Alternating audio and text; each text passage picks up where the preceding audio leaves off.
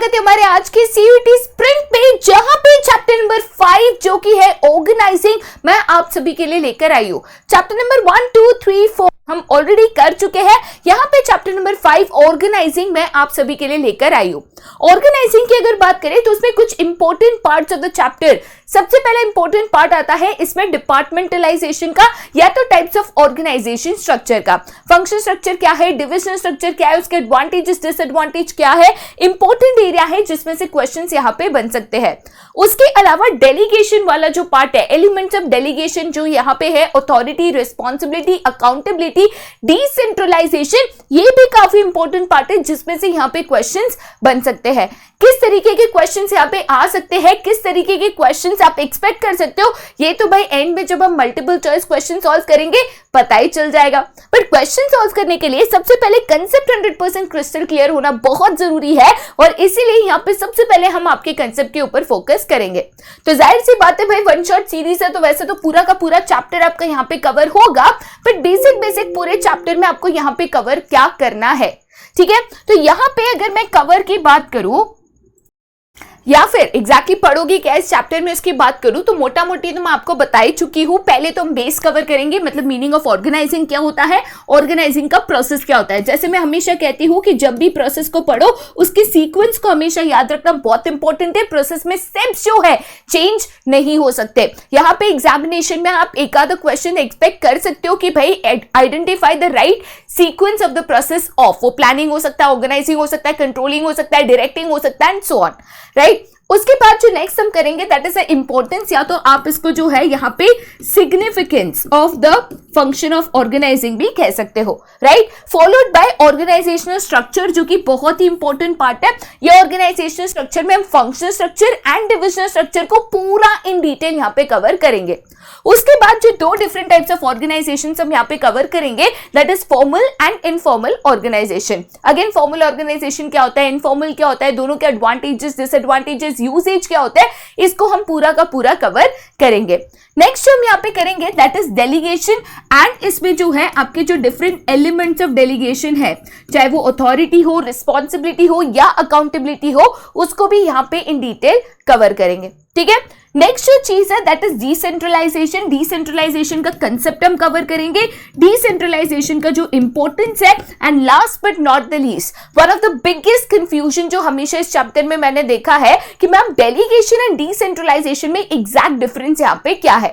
तो दोनों के बीच में जो डिफरेंस है, जो डिस्टिंग्विश पॉइंट्स है, वो भी हम यहाँ पे कवर करेंगे। एक बेसिक डिफरेंट क्या है उसकी एक अंडरस्टैंडिंग में मैं आपको ये समझाते हुए दे दूंगी, ठीक है। तो सबसे पहले यहाँ पे मीनिंग ऑफ ऑर्गेनाइजिंग पे जाते हैं। मेरे दोस्त ऑर्गेनाइजिंग बोले तो क्या, देखो बेटा, जब भी मैं ऑर्गेनाइजिंग फंक्शन यहाँ पे पढ़ाती हूँ ना, तो मैं कहती हूं कि हम अगर यहाँ पे ऑर्गेनाइजिंग की बात करते हैं तो ऑर्गेनाइजिंग में दो इंपॉर्टेंट चीज की जाती है। बेटा ये एक ऐसा फंक्शन है जिसपे दो चीजों पे फोकस किया जाता है। एक अरेंजिंग, पहला पार्ट क्या है, तो arranging all the required resources. सबसे पहला पार्ट क्या है, तो जो भी रिक्वायर्ड यहाँ पे रिसोर्सेस है, मैन, मटेरियल, मशीन्स, ठीक है। अब मैंने प्लान बनाया, मैंने बोला कि मुझे ये करना है, ऐसा करना है, वैसा करना है, सेल्स बढ़ाना है, रेवेन्यू बढ़ाना है। अब प्लान को यहाँ पे इंप्लीमेंट करने के लिए जाहिर सी बात है आपको रिसोर्सेस चाहिए, आपको पैसा लगेगा, मटेरियल लगेगा, रॉ मटेरियल लगेगा, मशीनरी लगेगी, स्टाफ लगेगा। जो भी आपको रिसोर्सेस चाहिए प्लानिंग के मुताबिक अपने प्लान को एग्जीक्यूट करने के लिए, उन रिसोर्सेस को अरेंज करना, इसको हम क्या कहते हैं, सबसे पहले ये ऑर्गेनाइजिंग का एक हिस्सा है। बट सिर्फ रिसोर्सेस इकट्ठा करना की प्लानिंग यहाँ पे हो सके, सिर्फ ये ऑर्गेनाइजेशन नहीं है या ऑर्गेनाइजिंग नहीं है। इसमें और एक बहुत ही महत्व की चीज होती है जो कि है यहाँ पे एक ऑर्गेनाइजेशनल स्ट्रक्चर यहाँ पे डिजाइन करना। अब मेरे दोस्त आप बोलोगे कि ऑर्गेनाइजेशन स्ट्रक्चर बोले तो क्या, तो बेटा जब भी मैं ऑर्गेनाइजेशन स्ट्रक्चर की बात करती हूँ तो ऑर्गेनाइजेशन स्ट्रक्चर का कंसेप्ट कहता है कि कोई भी अगर एक कंपनी की बात करो, हम पढ़ते हैं levels of management, top level, middle level, lower level, लेकिन कौन टॉप लेवल में है, कौन किसका बॉस है, कौन किसका सबऑर्डिनेट है, कौन किसको ऑर्डर देगा। यूनिटी ऑफ कमांड में तो पढ़ लिया कि एक व्यक्ति का एक ही बॉस होना चाहिए, बट बॉस कौन होगा, सबऑर्डिनेट कौन है, वो मेरे को क्या पता। हाँ, कौन किससे ऑर्डर लेगा, कौन किसकी सुनेगा, कौन किसके ऑर्डर्स को फॉलो करेगा। तो यहाँ पे हम एक ऑर्गेनाइजेशन स्ट्रक्चर डिजाइन करके कौन बॉस है, कौन सबऑर्डिनेट है, इसको डिसाइड करके ऑर्गेनाइजेशन को डिफरेंट डिपार्टमेंट्स में डिवाइड करके एक पूरा यहाँ पे ऑर्गेनाइजेशन का स्ट्रक्चर डिजाइन करता है, जो कि ऑर्गेनाइजिंग फंक्शन का हिस्सा है। राइट, टाइप्स ऑफ स्ट्रक्चर्स पढ़ाऊंगी, फंक्शनल एंड डिविजन, तो ये और क्लियर हो जाएगा, क्योंकि एग्जैक्ट में आपको यहाँ पे एग्जाम्पल विद डायग्रामेटिक रिप्रेजेंटेशन दिखाऊंगी कि किस तरीके से ऑर्गेनाइजेशन स्ट्रक्चर बनता है। तो ऑर्गेनाइजिंग की अगर मोटा मोटी मैं बात करूं तो ऑर्गेनाइजिंग यहाँ पे क्या कहता है कि एक सबसे पहली चीज, ऑर्गेनाइजिंग में मुझे जो भी रिसोर्सेज चाहिए, ठीक है, यहाँ पे उन रिसोर्सेज को अरेंज करना और उनका मोस्ट एफिशिएंट यूज करना। अब रिसोर्सेज में जाहिर सी बात है, मुझे जो भी रिसोर्सेज चाहिए, चाहे वो मैन हो, मटेरियल हो, मशीनरी हो, ये सारे रिसोर्सेज जो मुझे यहाँ पे रिक्वायर्ड है मेरी प्लानिंग को इंप्लीमेंट करने, ये सारे रिसोर्सेज यहाँ पे आ जाता है। साथ ही साथ हम यहाँ पे एक ऑर्गेनाइजेशनल स्ट्रक्चर भी डिजाइन करते हैं, जिसमें कौन किसका बॉस है, कौन किसका सबऑर्डिनेट है, सुपीरियर सबऑर्डिनेट रिलेशनशिप बनाना, एक पूरी कंपनी को, एक पूरे ऑर्गेनाइजेशन को डिफरेंट डिपार्टमेंट्स में यहाँ पे डिवाइड करना। ठीक है, आगे जाते हैं to the first brief question, जो कि है यहाँ पे प्रोसेस ऑफ ऑर्गेनाइजिंग। जैसे मैंने कहा, प्रोसेस को याद रखना बहुत इंपॉर्टेंट है। ऑर्गेनाइजिंग का प्रोसेस यहाँ पे बहुत ही छोटा है, इसीलिए आप इसको आसानी से याद रख सकते हो। राइट, अगर आपने मेरी निमोनिक्स वाली वीडियो देखी होगी तो बहुत सारे प्रोसेसेस को याद रखने के लिए मैंने आपको यहाँ पे शॉर्ट फॉर्म्स भी बताए। जैसे अगर मुझे ऑर्गेनाइजिंग का प्रोसेस याद रखना है तो इसका शॉर्ट फॉर्म यहाँ पे क्या है, तो आइडिया। ई और ए में यहाँ पे एक स्माइल बना देना, क्योंकि ई एंड ए जो है यहाँ पे एक्सचेंज हो जाता है। ठीक है, IDEA, ये एक्सचेंज हो जाता है। ठीक है, तो यहाँ पे मैं अगर प्रोसेस ऑफ ऑर्गेनाइजिंग की बात करती हूं तो ऑर्गेनाइजिंग में सबसे पहला स्टेप आता है आइडेंटिफिकेशन और डिवीजन ऑफ वर्क। पहली चीज आपको ये करनी है, आपको ये देखना है कि मेरे ऑर्गेनाइजेशन में टोटल काम कितना है। अब मैंने जब प्लानिंग करी तो प्लानिंग में मैंने सारी एक्टिविटीज लिस्ट डाउन करी, what to do, when to do, how to do, who is to do. तो व्हाट टू डू लिखा, मतलब सारी एक्टिविटीज की मैंने एक लिस्ट डाउन करी। अब ये एक्टिविटीज में कौन सा काम किधर जाएगा, इसको आपको डिवीजन ऑफ वर्क करना है। जैसे डिवीजन ऑफ वर्क क्या कहता है कि जो भी टोटल आपका काम है, जो भी आपकी टोटल एक्टिविटी है, उसको स्मॉलर यूनिट्स में आप यहां पे डिवाइड करोगे। तो सबसे पहले identification and division of work. उसके बाद जो भी कॉमन एक्टिविटीज है, एक सिंपल सा यहां पे हम एग्जांपल लेते हैं for you to understand it better. ठीक है, अब मान के चलिए कि मैंने यहां पे एक्टिविटीज की जो है लिस्ट बना दी। मैंने जो है यहाँ पे सारी जो भी एक्टिविटीज मुझे परफॉर्म करनी है, मैंने उसकी लिस्ट बनाई। अब लिस्ट मेरी है कुछ इस तरीके से। यहाँ पे मैंने एक एक्टिविटी लिखी है सेल्स, दूसरी एक्टिविटी लिखी है एडवर्टीजमेंट, तीसरी एक्टिविटी लिखी है रिक्रूटमेंट, चौथी एक्टिविटी लिखी है सिलेक्शन, पांचवी एक्टिविटी यहां पे लिखी है लेट अस से ट्रेनिंग। ठीक है, देन सिक्स्थ मैंने यहां पे लिखी है लेट अस से प्रमोशन एक्सेट्रा। ठीक है, ऐसे बहुत सारी एक्टिविटीज है भाई, मैंने तो कुछ ही एग्जांपल यहां पे दिए है। पहले तो यहाँ पे identification and division of work किया, डिफरेंट एक्टिविटीज यहाँ पे मैंने मेंशन की, टोटल जो भी काम है उसको छोटे छोटे सेक्शंस में डिवाइड किया। अब एक्टिविटीज जो है उनको मुझे ग्रुप करके एक एक डिपार्टमेंट में डालना है। अब मान के चलिए मैंने यहाँ पे दो डिपार्टमेंट बनाए, एक डिपार्टमेंट का मैंने नाम दे दिया मार्केटिंग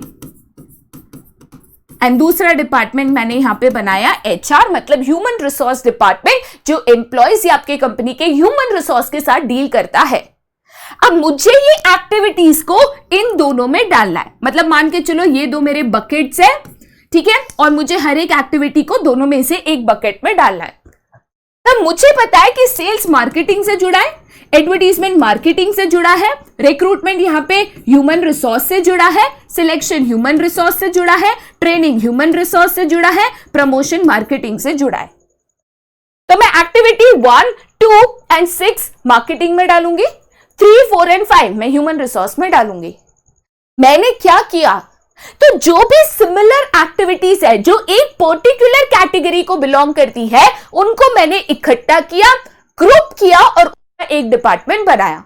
प्रोडक्शन से जुड़ी हुई सारी एक्टिविटीज को इकट्ठा किया, ग्रुप किया और उसको प्रोडक्शन डिपार्टमेंट में डाला। इसी को कहते हैं departmentalisation, grouping of similar activities and creating a department. ठीक है, उसके बाद मैं आगे जाऊंगी टू द नेक्स्ट, जो कि है असाइनमेंट ऑफ ड्यूटीज। अब देखिए बेटा, कौन यहां पे क्या काम करेगा वो तो मुझे असाइन करना होगा। अब मैंने तो कह दिया कि हमें सेल्स भी करना है, एडवर्टीजमेंट भी करना है, ट्रेनिंग भी करना है, रिक्रूटमेंट भी करना है, सिलेक्शन भी करना है, बट काम कौन क्या करेगा? क्योंकि मेरे को लोगों को रिस्पॉन्सिबिलिटी मतलब काम के मुताबिक कोई अथॉरिटी देनी पड़ेगी, राइट? कोई व्यक्ति है जिसको मैंने रिस्पॉन्सिबिलिटी ज्यादा दी, जिम्मेदारी ज्यादा दी, तो अथॉरिटी भी ज्यादा देनी पड़ेगी। क्योंकि हेनरी फयोल ने पहले ही क्या बोला था कि अगर आप चाहते हो कि एक व्यक्ति अपनी रिस्पॉन्सिबिलिटी को पूरा करे तो उसके लिए उसको इक्वल अथॉरिटी भी देनी है। तो मैंने डिसाइड किया कि कौन यहां पे क्या काम करेगा और यहां पे काम को मैंने दे दिया कि भाई यहाँ पे जो एडवर्टीजमेंट का काम है ना वो मार्केटिंग मैनेजर करेगा, जो प्रमोशन का काम है वो मार्केटिंग मैनेजर करेगा, जो यहाँ पे सेल्स का काम है वो मार्केटिंग टीम का जो भी लीडर है, टीम लीडर है, वो इसको यहाँ पे करेगा। ठीक है, तो मैंने यहाँ पे काम को क्या किया, मैंने काम को यहाँ पे डिवाइड किया, मैंने डिसाइड किया कि यहाँ पे जो ड्यूटीज है वो कौन क्या परफॉर्म करेगा। ठीक है, अब मैंने लोगों को काम दिया, काम के मुताबिक मैंने अथॉरिटी डिस्ट्रीब्यूट की, क्योंकि जितना काम उसके मुताबिक अथॉरिटी दी। अब मैंने जिसको ज्यादा अथॉरिटी दी वो बॉस बन गया, जिसको कम अथॉरिटी दी वो क्या बन गया, सबऑर्डिनेट। और उसी के बेसिस पे मैंने रिपोर्टिंग रिलेशनशिप्स बनाई। रिपोर्टिंग रिलेशनशिप्स बेसिकली क्या होता है, तो आपको यहाँ पे सुपीरियर सबऑर्डिनेट रिलेशनशिप क्रिएट करनी होती है। सुपीरियर सबऑर्डिनेट रिलेशनशिप आपको क्या बताती है कि कौन किसका बॉस होगा और कौन किसका यहाँ पे सबऑर्डिनेट होगा। इससे आपको एक रोल क्लैरिटी मिलती है, कौन बॉस है, कौन ऑर्डर्स देगा, कौन ऑर्डर्स लेगा, कौन बॉस की सुनेगा, कौन किसका सुपीरियर, कौन किसका सबऑर्डिनेट, ये पूरी रोल एंड फंक्शनिंग क्लैरिटी आपको यहाँ पे मिलती है। तो सबसे पहले ऑर्गेनाइजिंग में आपने टोटल काम को देखा, काम को यहाँ पे छोटे छोटे एक्टिविटीज में, स्मॉल यूनिट्स में डिवीजन ऑफ वर्क आपने किया।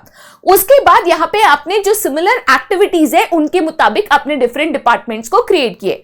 डिपार्टमेंट क्रिएट करने के बाद कौन क्या काम करेगा ये आपने डिसाइड किया और काम के मुताबिक आपने उनको जिम्मेदारी और अथॉरिटी भी दी। अथॉरिटी के बेसिस पे किसके पास ज्यादा अथॉरिटी है, किसके पास कम अथॉरिटी है, उसके बेसिस पे देन आपने यहाँ पे सुपीरियर सबऑर्डिनेट रिलेशनशिप डेवलप की, जिसमें आपने डिसाइड किया कि कौन बॉस होगा और कौन यहाँ पे आपका सबऑर्डिनेट होगा। राइट, चलिए अब हम आगे जाते हैं टू द नेक्स्ट क्वेश्चन, जो कि है इंपॉर्टेंस या तो कह सकते हो सिग्निफिकेंस ऑफ ऑर्गेनाइजिंग। ऑर्गेनाइजिंग क्यों इंपॉर्टेंट है या उसका क्या सिग्निफिकेंस इन एन ऑर्गेनाइजेशन है, क्यों एक ऑर्गेनाइजेशन को ऑर्गेनाइजिंग ये as a function of management perform करना जरूरी है। सबसे पहला पॉइंट कहता है कि ऑर्गेनाइजिंग के कारण आपको बेनिफिट ऑफ स्पेशलाइजेशन मिलता है। देखिए बेटा, जनरली क्या होता है कि जब भी हम डिपार्टमेंटलाइजेशन करते हैं तो हर एक डिपार्टमेंट जो है वो एक पर्टिकुलर चीज पे यहाँ पे फोकस करता है। जैसे मार्केटिंग डिपार्टमेंट है, वो मार्केटिंग के अलावा कोई और एक्टिविटी पे ध्यान नहीं देगा। प्रोडक्शन डिपार्टमेंट है, वो प्रोडक्शन के अलावा कोई और एक्टिविटी पे ध्यान नहीं देगा। इससे क्या होता है कि अगर एक डिपार्टमेंट है वो एक ही चीज पे फोकस करता है, एक ही चीज में एक्सपर्टाइज रखता है, एक ही काम को यहाँ पे रिपीटेटिवली करता है, तो उसको उसका स्पेशलाइजेशन का बेनिफिट मिलता है, बेटर आउटपुट मिलता है, बेटर एफिशिएंसी मिलती है। राइट, सेकंड चीज यहाँ पे क्या है, तो क्लैरिटी इन वर्किंग रिलेशनशिप। देखिए बेटा, मैंने यहाँ पे सुपीरियर सबऑर्डिनेट रिलेशनशिप बताई, कोई कंफ्यूजन नहीं होगा कि कौन किसका बॉस है, कौन किसका सबऑर्डिनेट है। ये यहाँ पे हमें ऑलरेडी पता है कि भाई ये बॉस है, ये जूनियर है, ये इससे ऑर्डर लेगा, ये इसकी सुनेगा। तो 100% क्लैरिटी इन रिपोर्टिंग रिलेशनशिप होगी, कौन बॉस है, कौन किसकी सुनेगा, कौन किसके टीम में है, कौन किसका जूनियर है, कौन किससे ऑर्डर्स लेगा। कोई भी कंफ्यूजन, कोई भी क्योस इन दी ऑर्गेनाइजेशन नहीं होगा। नेक्स्ट पॉइंट कहता है कि ऑप्टिमम यूटिलाइजेशन ऑफ रिसोर्सेज। देखिए बेटा, जब हम डिवीजन ऑफ वर्क करते हैं, जो first step in the process of organising था, जब भी हम डिवीजन ऑफ वर्क करते हैं ना, तो यहाँ पे one of the best advantages यही होता है कि डिवीजन ऑफ वर्क करने से डुप्लीकेशन ऑफ वर्क नहीं होता। दो व्यक्ति सेम काम को कर रहे हैं, रिपीटेटिव एक ही काम को कर रहे हैं, ये चीजें नहीं होती और इससे हमारे रिसोर्सेज भी वेस्ट नहीं होते। राइट, नेक्स्ट यहाँ पे बेनिफिट या इंपॉर्टेंस क्या है, तो अडॉप्शन टू चेंज। अब देखिए बेटा, यहाँ पे जब मैं डिपार्टमेंट्स क्रिएट करती हूँ, एक बेसिक से एग्जांपल लेते हैं। मैंने एक कंपनी में 4 डिपार्टमेंट्स बनाए, मार्केटिंग बनाया, प्रोडक्शन बनाया, ह्यूमन रिसोर्स डिपार्टमेंट बनाया और फाइनेंस डिपार्टमेंट बनाया। अब यहाँ पे क्या हुआ, तो एक लेटेस्ट मशीनरी आई है, एक लेटेस्ट टेक्नोलॉजी आई है जो प्रोडक्शन प्रोसेस में यूज होती है। तो मैंने सोचा कि भाई लेटेस्ट टेक्नोलॉजी है, हम क्यों आउटडेटेड टेक्नोलॉजी यूज करें, पुराने जमाने की टेक्नोलॉजी यूज करेंगे तो हम कंपटीशन में पीछे रह जाएंगे, तो हम भी तो लेटेस्ट टेक्नोलॉजी यूज करके प्रोडक्शन करेंगे। अब मैंने नई टेक्नोलॉजी मंगाई तो उसमें मार्केटिंग, फाइनेंस, एचआर डिपार्टमेंट को कोई लेना देना नहीं है। मुझे उनमें ना चेंजेस करने हैं, ना उनको मुझे डिस्टर्ब करना है, मुझे तो ये काम बस प्रोडक्शन डिपार्टमेंट से लेना देना है।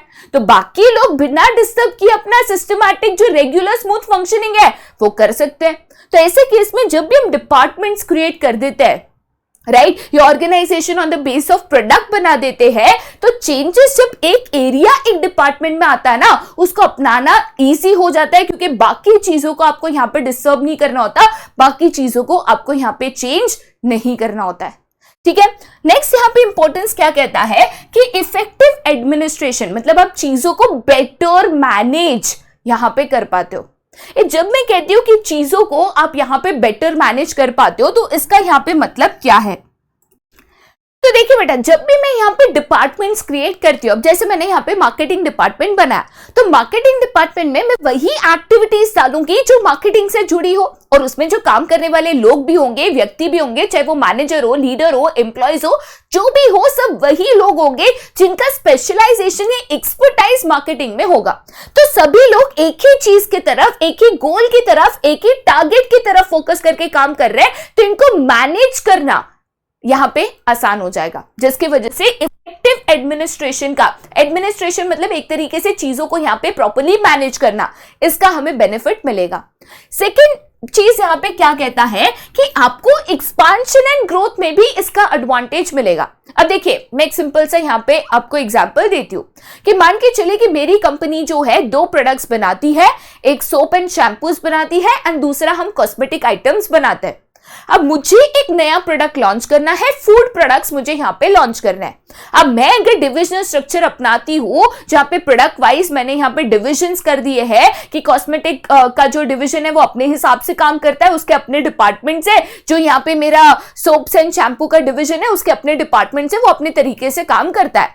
अब नया प्रोडक्ट लेके आई तो उसके नए डिपार्टमेंट्स बनाऊंगी, नए डिविजन्स बनाऊंगी, तो मुझे यहाँ पे जो सोप और शैम्पू का काम चल रहा है, जो कॉस्मेटिक्स का काम चल रहा है, उसमें इंटरफियरेंस करने की, उन डिपार्टमेंट्स को या उन प्रोडक्ट्स में कोई चेंजेस लाने की जरूरत नहीं है।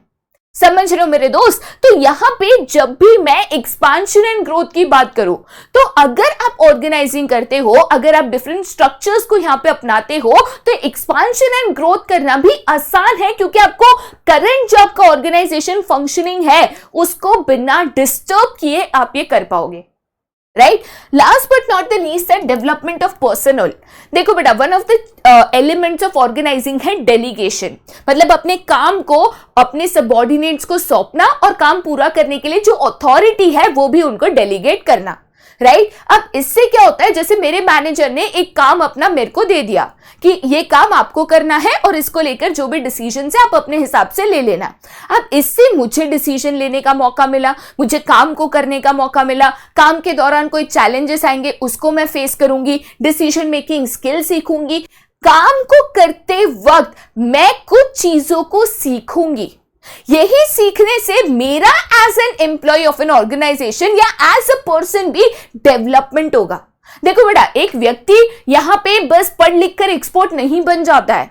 आप पढ़ लिख कर नॉलेज तो गेन करते हो, बट कोई भी चीज में माहिर या एक्सपर्ट बनने के लिए प्रैक्टिस चाहिए, एक्सपीरियंस चाहिए।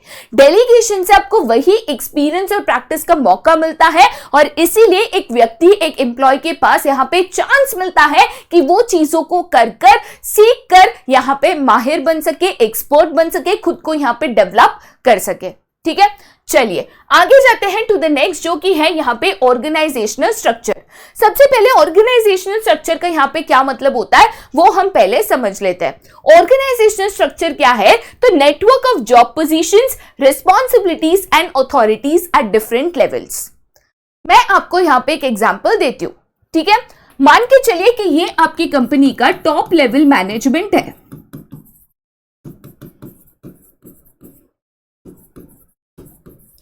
ठीक है, उनके अंडर मैंने डिफरेंट यहां पे डिपार्टमेंट्स बना दिए हैं।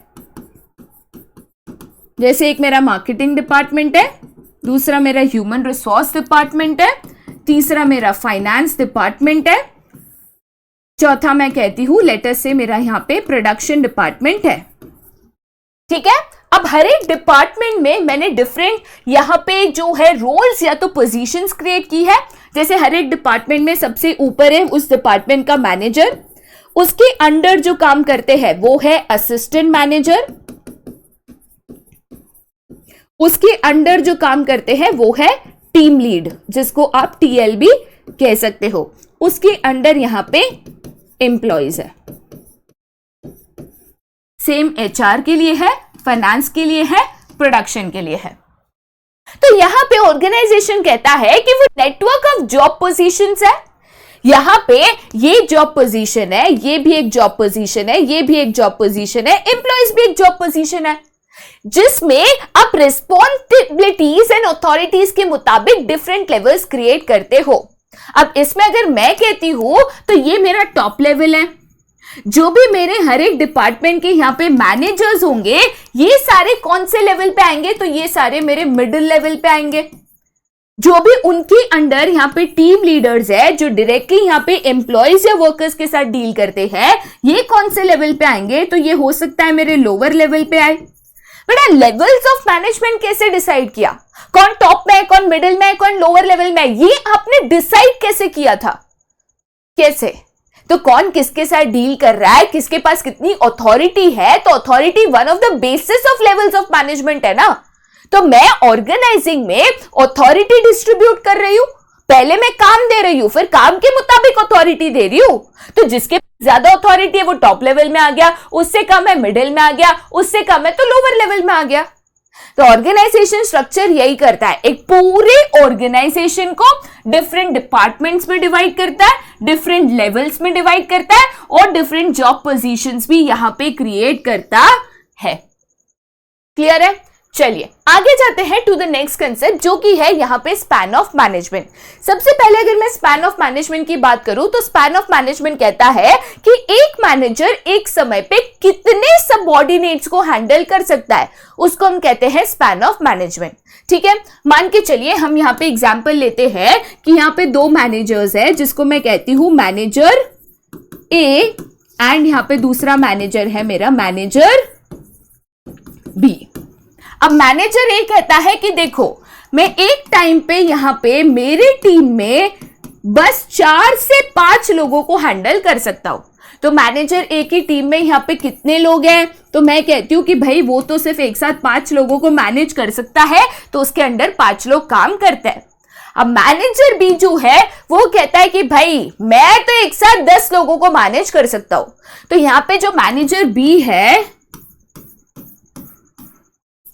उसके अंडर टोटल कितने लोग काम करते हैं? तो उसके अंडर यहां पे टोटल 10 लोग काम करते हैं।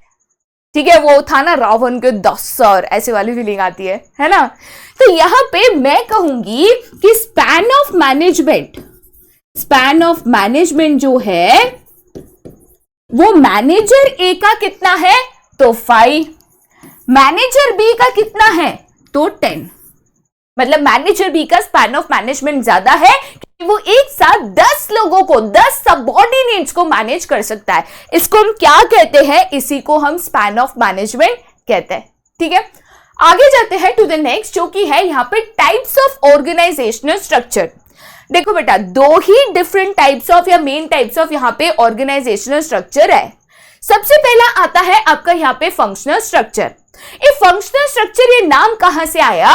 क्योंकि यहां पे जब मैं डिपार्टमेंट्स बनाती हूं ना, जैसे मैंने मार्केटिंग डिपार्टमेंट बनाया, फाइनेंस डिपार्टमेंट बनाया, एचआर डिपार्टमेंट बनाया, तो जब भी मैं डिपार्टमेंट्स बनाती हूं या एक्टिविटीज को ग्रुप करती हूं एक डिपार्टमेंट में, तो मैं इसको ग्रुप करते वक्त फंक्शंस को यहां पे देखती हूं कि भाई कौन यहाँ पे क्या काम कर रहा है, उसके मुताबिक इसको मार्केटिंग में डालूं कि एचआर में डालूं कि फाइनेंस में डालूं, ये मैं यहाँ पे चेक करती हूं। फंक्शनल स्ट्रक्चर आप तब बनाओगे जब कोई भी कंपनी यूनी प्रोडक्ट, या तो आप कह सकते हो एक सिंगल प्रोडक्ट यहां पे बनाती होगी, तो ऐसी कंपनीज के लिए फंक्शनल स्ट्रक्चर सूटेबल है। ठीक है, अगर मैं आपको यहाँ पे फंक्शनल स्ट्रक्चर का एक एग्जाम्पल देना चाहूं, ठीक है, तो चलिए हम यहाँ पे आपको एक फंक्शनल स्ट्रक्चर जो है ड्रॉ करके दिखा देते हैं। राइट, यहाँ पे जो है ये मेरा टॉप लेवल मैनेजमेंट है,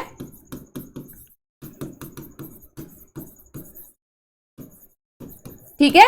अब ये टॉप लेवल मैनेजमेंट ने डिफरेंट एक्टिविटीज को ग्रुप करा और इसको जो है डिफरेंट डिपार्टमेंट्स में कन्वर्ट किया। जैसे सबसे पहले मैंने यहाँ पे मार्केटिंग बनाया, उसके बाद एचआर बनाया, उसके बाद फाइनेंस बनाया एंड उसके बाद प्रोडक्शन बनाया। इसमें कोई लॉजिक या सीक्वेंस नहीं होता है, आप कोई भी डिपार्टमेंट कहीं पे भी लिख सकते हो, ठीक है। फिर हर एक डिपार्टमेंट के under different different positions create की। जैसे यहाँ पे मैंने एक मैनेजर दिया, उसके अंडर काम करने के लिए एक असिस्टेंट मैनेजर यहाँ पे अपॉइंट किया,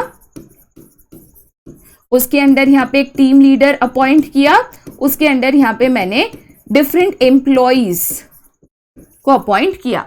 सिमिलरली मैंने एचआर डिपार्टमेंट के लिए किया। यहाँ पे सबसे पहले मैंने एक मैनेजर को अपॉइंट किया, उनके अंडर एक असिस्टेंट मैनेजर को अपॉइंट किया, उनके अंडर मैंने एक टीम लीडर को अपॉइंट किया एंड उनके अंडर यहाँ पे डिफरेंट एम्प्लॉयज को मैंने अपॉइंट किया। सिमिलरली फाइनेंस के लिए मैंने किया, सिमिलरली प्रोडक्शन के लिए किया। तो यहाँ पे मैंने जो डिपार्टमेंट्स बनाए, मार्केटिंग डिपार्टमेंट किसके लिए बनाया? सारी एक्टिविटीज जो मार्केटिंग से जुड़ी हुई है उसके लिए। एडवर्टाइजिंग भी इधर जाएगा, सेल्स भी इधर जाएगा, प्रमोशन भी इधर जाएगा, डिजाइनिंग भी इधर जाएगा, सब कुछ इधर जाएगा। जो एचआर है उसमें ह्यूमन रिसोर्स सारी चीजें उसमें चले जाएगी। स्टाफिंग है, रिक्रूटमेंट है, सिलेक्शन है, यहाँ पे ट्रेनिंग है, डेवलपमेंट है, अप्रेजल्स है, सब कुछ इधर जाएगा।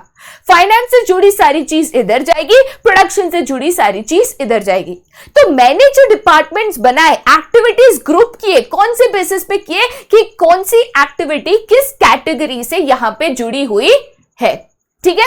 तो फंक्शनल डिपार्टमेंट जो है यहां पे उसमें जो डिपार्टमेंट्स बनाते हैं या एक्टिविटीज की जो ग्रुपिंग करते हैं ना बेटा, वो डिफरेंट फंक्शंस के मुताबिक करता है। याद रखना कि जो भी आपका फंक्शनल स्ट्रक्चर है वो सूटेबल होता है सिंगल प्रोडक्ट के लिए या ऐसी कंपनीज के लिए जो सिंगल प्रोडक्ट बनाती है, जिसको यूनी प्रोडक्ट कहा जाता है। इंपॉर्टेंट ऑब्जेक्टिव में आ सकता है। सेकेंड जो टाइप ऑफ स्ट्रक्चर बन सकता है उसका नाम है यहां पे डिविजनल स्ट्रक्चर।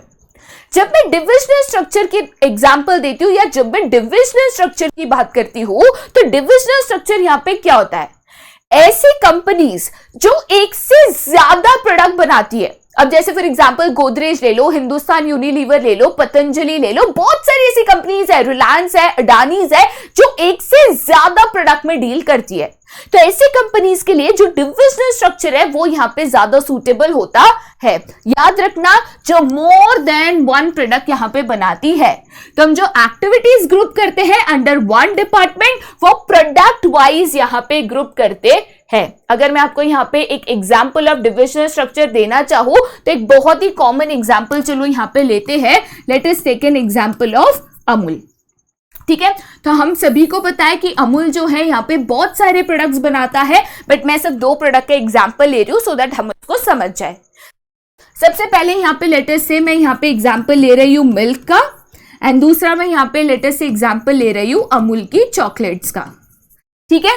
तो यहाँ पे अमूल क्या करेगा, तो अमूल का जो मिल्क प्रोडक्ट्स है वो उसके लिए यहाँ पे डिफरेंट डिपार्टमेंट्स बना देगा। जैसे उसने एचआर डिपार्टमेंट बनाया, फिर यहाँ पे उसने मार्केटिंग डिपार्टमेंट बनाया, फिर उसने यहाँ पे जो है प्रोडक्शन डिपार्टमेंट बनाया, ठीक है। फिर जो है उसने यहाँ पे फाइनेंस डिपार्टमेंट को बनाया, ठीक है। तो यहाँ पे उसने जो है अपने मिल्क प्रोडक्ट्स के लिए, अपने जो भी उसके मिल्क प्रोडक्ट्स है जो यहाँ पे सेल होते हैं उसके लिए उसने डिफरेंट डिपार्टमेंट्स को क्रिएट किया। अब हर एक डिपार्टमेंट के अंडर मैनेजर होगा, assistant manager, team leader, employees, ये सारे पोजीशंस तो होंगे। सिमिलरली चॉकलेट्स के लिए भी उसने यहाँ पे डिफरेंट डिपार्टमेंट्स को बनाया। जैसे सबसे पहले एचआर को बनाया, फिर उसने यहाँ पे चॉकलेट्स के लिए भी अलग से प्रोडक्शन डिपार्टमेंट बनाया, फिर चॉकलेट्स के लिए अलग से मार्केटिंग डिपार्टमेंट बनाया एंड सिमिलरली यहाँ पे चॉकलेट्स के लिए उसने अलग से फाइनेंस डिपार्टमेंट को भी बनाया। तो हर एक प्रोडक्ट के लिए उसने मार्केटिंग भी बनाया, प्रोडक्शन भी बनाया, एचआर भी बनाया, फाइनेंस भी बनाया। तो इसको हम कहते हैं डिविजनल स्ट्रक्चर। अलग प्रोडक्ट का अलग मार्केटिंग, दूसरे प्रोडक्ट का अलग मार्केटिंग, ठीक है, तो इसको बेटा हम क्या कहते हैं, डिविजनल स्ट्रक्चर। याद रखना डिविजनल स्ट्रक्चर तभी सूटेबल होता है जब हम मोर देन वन प्रोडक्ट या मल्टीपल प्रोडक्ट्स को यहां पे बनाते हैं। अब बात आती है दोनों स्ट्रक्चर के एडवांटेजेस एंड डिसएडवांटेजेस की। सबसे पहले अगर मैं फंक्शनल स्ट्रक्चर के एडवांटेजेस एंड डिसएडवांटेजेस की बात करूं, पहला एडवांटेज ऑफ फंक्शनल स्ट्रक्चर यहां पे कहता है कि भाई आपको ऑक्यूपेशनल स्पेशलाइजेशन मिलती है। आप जो है यहाँ पे एक स्पेशलाइजेशन को, मतलब मार्केटिंग है तो बस मार्केटिंग करेगा, एचआर है तो बस एचआर करेगा, प्रोडक्शन का काम है तो बस वो प्रोडक्शन के ऊपर फोकस करेगा। तो आप हर एक डिपार्टमेंट को एक एरिया दे देते हो जिसके ऊपर उसका मेन फोकस होता है। सेकेंड एडवांटेज क्या कहता है कि इससे कंट्रोल एंड कोऑर्डिनेशन भी प्रमोट होता है। हर एक डिपार्टमेंट अपनी एक्टिविटीज को कोऑर्डिनेट करता है, इंटर डिपार्टमेंट कोऑर्डिनेशन करता है। हर एक डिपार्टमेंट में जो उसका मैनेजर है वो उसमें एक्सपर्टाइज होता है, तो सारी एक्टिविटीज अपने डिपार्टमेंट की यहाँ पे कंट्रोल कर पाता है, टारगेट्स को कंट्रोल कर पाता है एंड सो ऑन।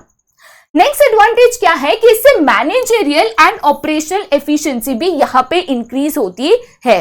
तो यहां पे मैं अगर फंक्शनल स्ट्रक्चर की बात करूं, देखिए बेटा यहां पे एक चीज आप समझो कि यहां पे एक मिनिमम जो है आपकी एफिशिएंसी आती है। देखिए मैं कहती हूं कि मैनेजरियल एंड ऑपरेशनल एफिशिएंसी आती है। एक सिंपल सा यहां पे मैं आपको एग्जांपल देती हूं। एक आपके रिसोर्सेज वेस्ट नहीं होते। जब मैं ऑपरेशनल एफिशिएंसी की बात करती हूं तो ऑपरेशनल एफिशिएंसी का मतलब क्या होता है कि यहां पे आप कम से कम रिसोर्सेज में मैक्सिमम आउटपुट यहां पे प्रोड्यूस कर सको। मैं यहाँ पे एफिशिएंसी लाती हूँ, मिनिमम वेस्टेज ऑफ रिसोर्सेज करती हूँ, क्योंकि मैं डिवीजन ऑफ वर्क कर रही हूँ, कोई डुप्लीकेशन ऑफ वर्क नहीं हो रहा है, तो एक रिसोर्सेज वेस्ट नहीं हो रहा। दूसरा मैनेजरियल एफिशिएंसी कहां से आई, तो भाई जो मैनेजर्स है वो अपने डिपार्टमेंट्स को, अपने काम को यहाँ पे बेटर मैनेज कर पा रहे हैं, राइट। एंड साथ ही साथ जब मैं नेक्स्ट यहाँ पे बात करूं कि it leads to minimum duplication of work, तो वही तो मैं यहाँ पे एफिशिएंसी की बात कर रही हूं। देखो बेटा यहाँ पे मैंने सबसे पहला काम यहाँ पे ऑर्गेनाइजिंग करते वक्त क्या कहा था कि आप डिवीजन ऑफ वर्क करोगे, identification and division of work. Division of work करने से डुप्लीकेशन नहीं होगा। हर एक डिपार्टमेंट को पता होगा कि उनकी क्या एक्टिविटीज है, हर एक व्यक्ति को पता होगा कि उनका क्या यहाँ पे असाइंड रोल है, क्या असाइंड एक्टिविटी है। कोई किसी और के काम को नहीं कर रहा, कोई डुप्लीकेशन ऑफ वर्क यहाँ पे नहीं हो रहा है। साथ ही साथ नेक्स्ट यहाँ पे एडवांटेज क्या है, तो due attention to different functions are given. Marketing function भी हो रहा है, प्रोडक्शन भी हो रहा है, फाइनेंस भी देखा जा रहा है, यहाँ पे एचआर भी देखा जा रहा है। तो हर एक फंक्शन को यहाँ पे डिपार्टमेंट में कन्वर्ट करके हर एक फंक्शन के ऊपर कंपनी यहाँ पे फोकस कर रही है, ठीक है। बट जाहिर सी बात है कि भाई फंक्शनल स्ट्रक्चर के एडवांटेजेस है तो डिसएडवांटेजेस भी है। सबसे पहले डिसएडवांटेज कहता है कि भाई यहाँ पे जो लेस इंपॉर्टेंस है वो ऑर्गेनाइजेशनल ऑब्जेक्टिव को दिए जाएंगे। मार्केटिंग डिपार्टमेंट कहेगा मेरा टारगेट है मैं उस पर फोकस करूंगा, प्रोडक्शन डिपार्टमेंट कहेगा मेरा टारगेट है मैं उसके ऊपर फोकस करूंगा।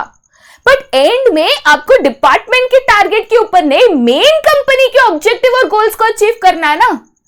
बट मैं तो अपने डिपार्टमेंट का सोच रही हूं, वो अपने डिपार्टमेंट का सोच रहा है, ऑर्गेनाइजेशन के गोल्स एंड ऑब्जेक्टिव्स का कौन सोचेगा। सेकेंड यहाँ पे डिसएडवांटेज कहता है कि आपके ऊपर प्रॉब्लम ऑफ कोऑर्डिनेशन आ सकता है। हर एक डिपार्टमेंट अपना अपना सोच रहा है, किसी और के साथ कोऑर्डिनेट ही नहीं कर रहा है, बस खुद का देख रहे हैं सब। अब कोऑर्डिनेशन नहीं करोगे, इंटर डिपार्टमेंटल कोऑर्डिनेशन अगर नहीं होगा तो क्या ऑर्गेनाइजेशन गोल्स एंड ऑब्जेक्टिव्स को अचीव कर पाएगा? ना बाबा ना, डिफिकल्ट है। नेक्स्ट डिसएडवांटेज क्या है कि इससे इनफ्लेक्सिबिलिटी भी आती है। देखिए बेटा इनफ्लेक्सिबिलिटी किस तरीके से आती है, तो एक सिंपल मैं आपको यहाँ पे रीजन बताती हूँ। अब कोई व्यक्ति है जो मार्केटिंग डिपार्टमेंट में काम कर रहा है, उसको मार्केटिंग के नॉलेज के अलावा या मार्केटिंग के एक्सपीरियंस एंड लर्निंग के अलावा और कुछ नहीं आता है। कल उठ के मुझे अगर उसको प्रोडक्शन डिपार्टमेंट में डालना है, फाइनेंस में डालना है, मैं नहीं डाल सकती, उसको बस मार्केटिंग आता है।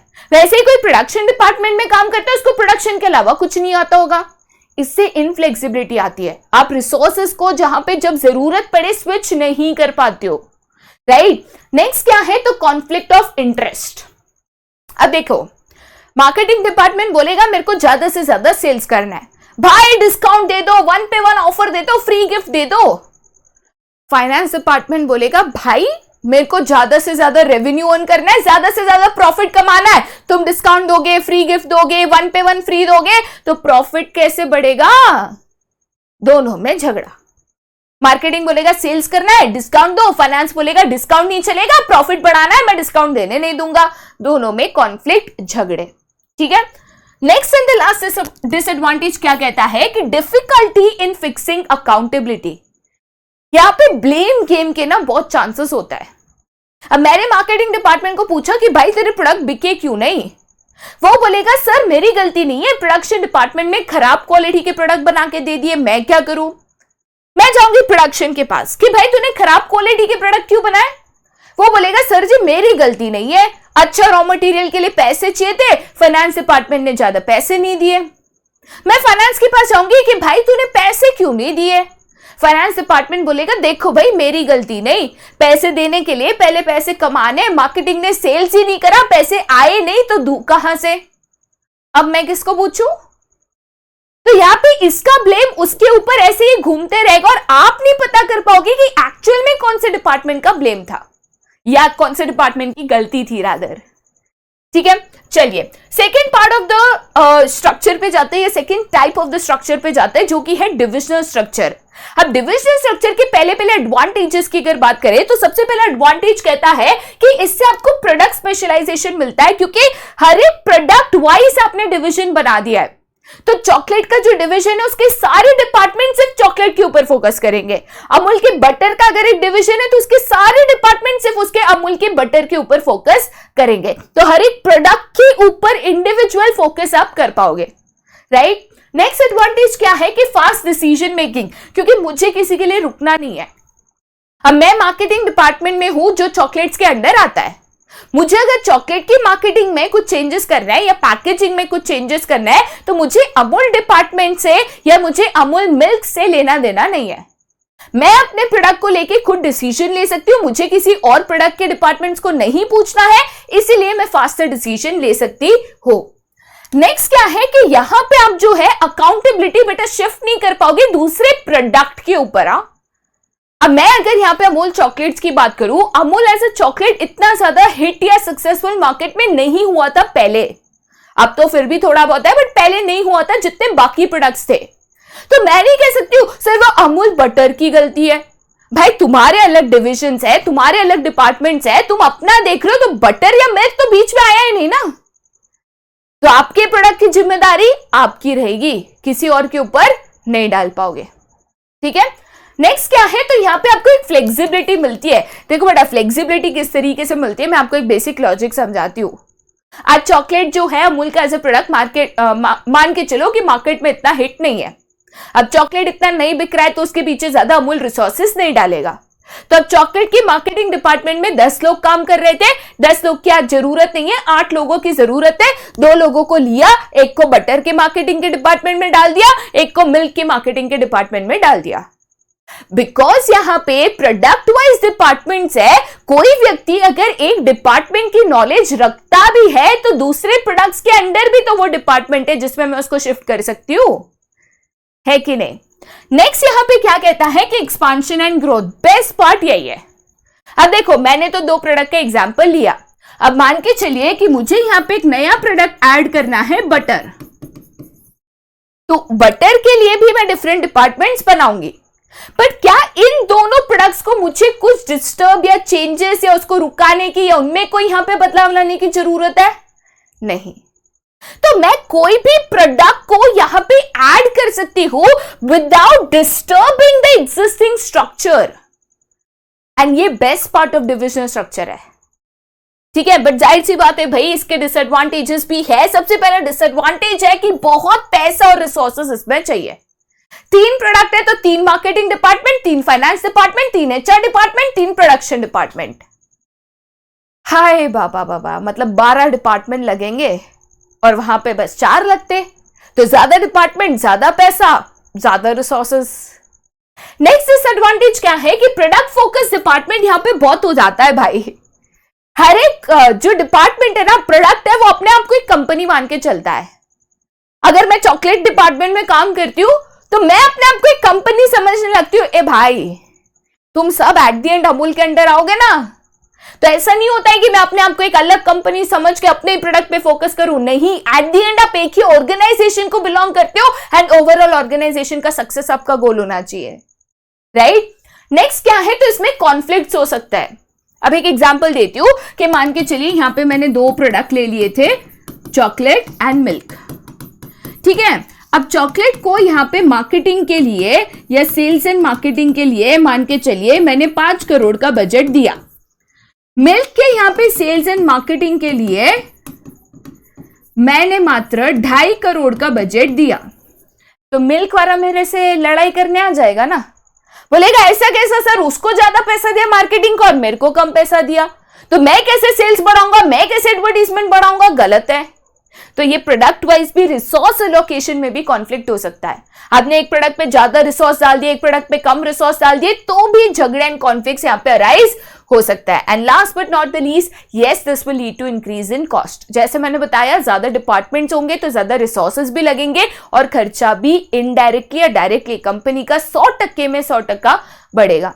क्योंकि जितने रिसोर्सेज ज्यादा लगते हैं, जाहिर सी बात है रिसोर्सेज बढ़ेंगे तो कंपनी का कॉस्ट भी इंक्रीज होगा। ठीक है, चलिए भाई आगे जाते हैं फिर टू द नेक्स्ट, जो कि है यहाँ पे 2 डिफरेंट टाइप्स ऑफ ऑर्गेनाइजेशन। सबसे पहले आता है आपका फॉर्मल ऑर्गेनाइजेशन एंड उसके बाद आता है आपका यहाँ पे इनफॉर्मल ऑर्गेनाइजेशन। पहले में हम फॉर्मल ऑर्गेनाइजेशन को यहाँ पे समझ लेते हैं। फॉर्मल ऑर्गेनाइजेशन यहाँ पे क्या कहता है कि फॉर्मल ऑर्गेनाइजेशन का मतलब क्या है, जहां पे हर एक व्यक्ति को अपनी अथॉरिटी, अपनी जिम्मेदारी और उसका यहाँ पे इस कंपनी में क्या रोल है, क्या काम है, वो यहाँ पे पता हो। ये स्ट्रक्चर कंपनी खुद बनाती है सो दैट व्यक्ति में जॉब क्लैरिटी हो, कौन सुपीरियर है, कौन सबऑर्डिनेट है, किसका क्या रोल है, किसकी क्या अथॉरिटी है, किसको क्या काम करना है, किसको किससे कम्युनिकेट करना है, ये सारी चीजें क्लियर हो। लेकिन कोई इंसान की अगर बात करो ना, तो ह्यूमंस होते हैं सोशल एनिमल्स। भाई काम तो करना है बट काम में बीच में गप्पे शप्पे ना लड़ाए, ये तो होता नहीं। तो क्या दोस्त, क्या हालचाल, सुना कल बड़ा पार्टी कर रहा था तू, हाँ तेरा स्टेटस देखा, अच्छा कल तूने नई गाड़ी ली क्या, पार्टी कौन देगा, होता है कि नहीं। तो एक इंसान है, सोशल एनिमल है, उसको खुद का साइकोलॉजिकल सेटिस्फैक्शन चाहिए, उसके लिए लोगों से इधर उधर की बातें करने के लिए चाहिए, और इसके लिए फॉर्मल ऑर्गेनाइजेशन के अंदर ही अंदर ऑटोमेटिकली क्रिएट हो जाता है कौन सा, तो इनफॉर्मल ऑर्गेनाइजेशन। इनफॉर्मल ऑर्गेनाइजेशन को कंपनी नहीं बनाती, लोग खुद बना लेते हैं। लोग खुद अपने ग्रुप्स बना लेते हैं, दोस्ती यारी यहाँ पे कर लेते हैं, खुद अपनी टीम्स बना लेते हैं। और ये क्यों बनाते हैं, उनकी साइकोलॉजिकल सेटिस्फैक्शन के लिए, उनकी खुशी के लिए, सो दैट वो अपनी बात कर सके, वो अब यहाँ पे अपनी चीजों को शेयर कर सके, डिस्कस कर सके एंड सो ऑन, जो कि फॉर्मल ऑर्गेनाइजेशन पे यहाँ पे पॉसिबल नहीं है। Most important sentence to remember कि इनफॉर्मल ऑर्गेनाइजेशन की जो एग्जिस्टेंस है फॉर्मल ऑर्गेनाइजेशन के ऊपर है। एक एग्जांपल लेते हैं, जैसे स्कूल में डिफरेंट डिविजन्स होते हैं, तो हम हर एक डिवीजन में यहाँ पे जो है अपना दोस्त बना लेते हैं, अपना ग्रुप बना लेते हैं। जैसे 5-6 स्टूडेंट्स होंगे, उनका एक अलग से ग्रुप होगा। बट स्कूल है, स्कूल में आप जाते हो, उनसे मिले तभी दोस्ती हुई, तभी ग्रुप बना ना। अगर स्कूल ही नहीं होता, आप वहां पे जाते ही नहीं, उनसे मिलते ही नहीं, तो ग्रुप ही नहीं बनता। तो फॉर्मल ऑर्गेनाइजेशन है तब उसमें से इनफॉर्मल ऑर्गेनाइजेशन बनेगा, अगर ये है ही नहीं तो ये भी नहीं बनेगा। क्लियर है? चलिए आगे जाते हैं टू द नेक्स्ट, जो कि है फॉर्मल ऑर्गेनाइजेशन की एडवांटेजेस। अब फॉर्मल ऑर्गेनाइजेशन के एडवांटेज की बात करूं तो सबसे पहला एडवांटेज आता है कि जब हम एक फॉर्मल ऑर्गेनाइजेशन बना देते हैं ना, जब हम यहाँ पे डिफरेंट लेवल्स बना देते हैं, जब सुपीरियर सबऑर्डिनेट रिलेशनशिप बना देते हैं, कौन किससे कम्युनिकेट कर सकता है ये हम यहाँ पे डिसाइड कर लेते हैं, एक चेन ऑफ कमांड बना लेते हैं, तो इससे कंपनी में सिस्टमैटिक वर्किंग होती है। यहाँ पे क्लैरिटी इन रिलेशनशिप होती है, क्लैरिटी इन वर्किंग होती है, क्लैरिटी इन अथॉरिटी होती है एंड सो ऑन। नेक्स्ट क्या है, तो इसकी वजह से आप कंपनी के जो गोल्स एंड ऑब्जेक्टिव्स है उसके ऊपर भी काम कर सकते हो, क्योंकि फॉर्मल ऑर्गेनाइजेशन वर्क फोकस्ड होता है, वो काम के ऊपर, कंपनी के गोल्स के ऊपर, कंपनी के ऑब्जेक्टिव्स के ऊपर फोकस करता है और उनको अचीव करने की कोशिश करता है। नेक्स्ट क्या है, तो कोई भी ओवरलैपिंग ऑफ वर्क नहीं होगा, क्योंकि जब हम फॉर्मल ऑर्गेनाइजेशन बनाते हैं तो हम काम को यहाँ पे डिवाइड कर देते हैं, कौन कब क्या काम करेगा इसका डिविजन ऑफ वर्क हो जाता है करके। यहाँ पे कोई भी रिपीटेटिव वर्क नहीं होता है कि 2 व्यक्ति सेम काम कर रहे हैं, कोई भी ओवरलैपिंग ऑफ वर्क नहीं होता है, राइट। नेक्स्ट पॉइंट कहता है कि इससे कोऑर्डिनेशन जो है फॉर्मल ऑर्गेनाइजेशन में, यहाँ पे कोऑर्डिनेशन बहुत ही आसानी से हो जाता है, क्योंकि यहाँ पे बेसिकली हम डिपार्टमेंट्स क्रिएट कर देते हैं और हर एक डिपार्टमेंट में इंटर डिपार्टमेंटल कोऑर्डिनेशन होता है, कौन कब क्या काम करेगा, किसका कितना काम हुआ, ये इंटर डिपार्टमेंटल कोऑर्डिनेशन हो जाता है। नेक्स्ट एडवांटेज क्या कहता है कि इससे चेन ऑफ कमांड क्रिएट होता है, कौन किससे कम्युनिकेट करेगा। जैसे यहाँ पे हेनरी फ्योल ने स्केलर चेन में बताया था ना, स्केलर चेन क्या था, तो एक चेन ऑफ कमांड ही था। तो जैसे यहाँ पे डी को ई से कम्युनिकेट करना है तो आपको यहाँ पे एक चेन ऑफ कमांड फॉलो करना पड़ेगा और ये तभी क्रिएट होगा जब जॉब पोजीशंस क्रिएट होगी। जॉब पोजीशन किस में क्रिएट होती है, तो फॉर्मल ऑर्गेनाइजेशन में क्रिएट होती है। Last but not the least, ये जो है मोर एम्फोसिस ऑन वर्क करता है। याद रखना, फॉर्मल ऑर्गेनाइजेशन का मेन पर्पस होता है to achieve the goals of the organisation. तो ये वर्क फोकस होता है, काम के ऊपर फोकस करता है, काम को डिवाइड करता है, सुपीरियर सबऑर्डिनेट रिलेशनशिप बनाता है, systematic working of an organisation encourage करता है सो दैट हम कंपनी के गोल्स एंड ऑब्जेक्टिव्स को यहाँ पे अचीव कर सके। बट जाहिर सी बात है, अगेन इसके कुछ डिसएडवांटेजेस तो होंगे ही होंगे। सबसे पहले डिसएडवांटेज कहता है कि फॉर्मल ऑर्गेनाइजेशन में बिकॉज हम चेन ऑफ कम्युनिकेशन या चेन ऑफ कमांड यहाँ पे फॉलो करते हैं, there can be delay in action. यहाँ पे मुझे एक proper chain of command follow करके मेरी बात पहुंचानी है, देन उसका जवाब आएगा, तो यस, इससे डिले इन एक्शन हो सकता है। नेक्स्ट डिसएडवांटेज क्या है कि ये जो है social needs of the employees यहाँ पे इग्नोर करता है।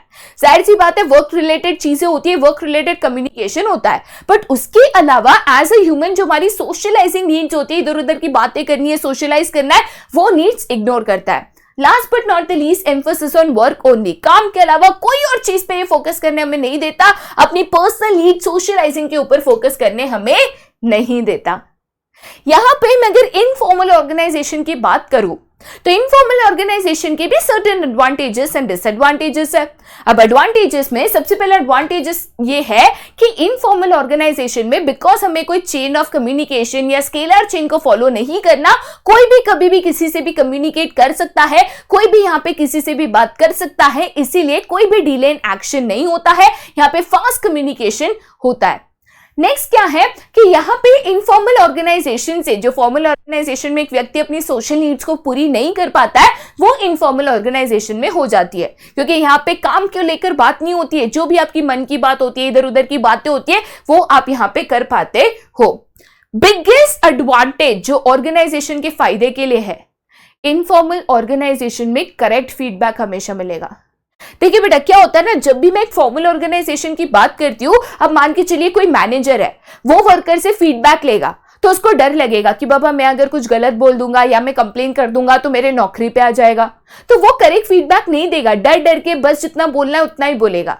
बट इनफॉर्मल ऑर्गेनाइजेशन में वो मेरा बॉस है, वो मेरा मैनेजर है, सर डर नहीं होता है, दोस्ती यारी होती है, ग्रुप होती है, तो सामने वाला व्यक्ति सच बोलता है। हम कहते हैं ना, दोस्त से पूछो, दोस्त हमेशा आपको सच्ची सलाह देगा। यस, यही इनफॉर्मल ऑर्गेनाइजेशन में होता है। तो अगर आपको correct feedback from the employees चाहिए ना, तो इनफॉर्मल ऑर्गेनाइजेशन बेस्ट वे होता है जिससे आपको एम्प्लॉयज से करेक्ट फीडबैक यहाँ पे मिल सकता है। ठीक है, नेक्स्ट यहाँ पे अगर मैं डिसएडवांटेजेस की बात करूं तो one of the biggest disadvantage of informal organisation यही है कि इससे रूमर्स बहुत इजीली स्प्रेड होता है। बड़ा यहाँ कोई चेन ऑफ कम्युनिकेशन नहीं है, कौन किससे बात कर रहा है या कहीं पे गलत बात हो रही है तो आप उसको पकड़ नहीं पाओगे। कोई भी किसी से भी बात कर रहा है और फिर वही हो जाएगा ना, मैंने नहीं बोला, मैंने बोला, वो बोला, हाँ भाई हाँ, फिर आप पता ही नहीं कर पाओगे कि एक्चुअल में कौन बोला, राइट। नेक्स्ट क्या है, तो नो सिस्टमैटिक वर्किंग, क्योंकि यहाँ पे फोकस ऑन वर्क है ही नहीं, यहाँ पे तो आप इधर उधर की चीजों पे फोकस कर रहे हो ना, काम के ऊपर तो कहां तो फोकस कर रहे हो। नेक्स्ट क्या है, तो मे ब्रिंग नेगेटिव रिजल्ट्स। देखिए बेटा, इनफॉर्मल ऑर्गेनाइजेशन बुरा नहीं है, आप ऑफिस जाते हो, दोस्त बनाते हो, कभी इधर उधर की बातें करते हो, कोई दिक्कत नहीं है। बट अगर इसको कंट्रोल ना किया जाए, अगर हम फॉर्मल ऑर्गेनाइजेशन को हटा के इनफॉर्मल ऑर्गेनाइजेशन पे ज्यादा फोकस करने लगे, काम को हटा के बिना काम की बातों के ऊपर ज्यादा फोकस करने लगे, तो जाहिर सी बात है इससे कंपनी का नुकसान हो सकता है। नेक्स्ट क्या है, तो मोर एम्फोसिस टू इंडिविजुअल इंटरेस्ट। यहाँ पे हर एक व्यक्ति अपना सोचता है, मुझे अपनी बात करनी है, मेरा बर्थडे है, मेरी ये चीज है, मेरा प्लान है, मेरी पार्टी है।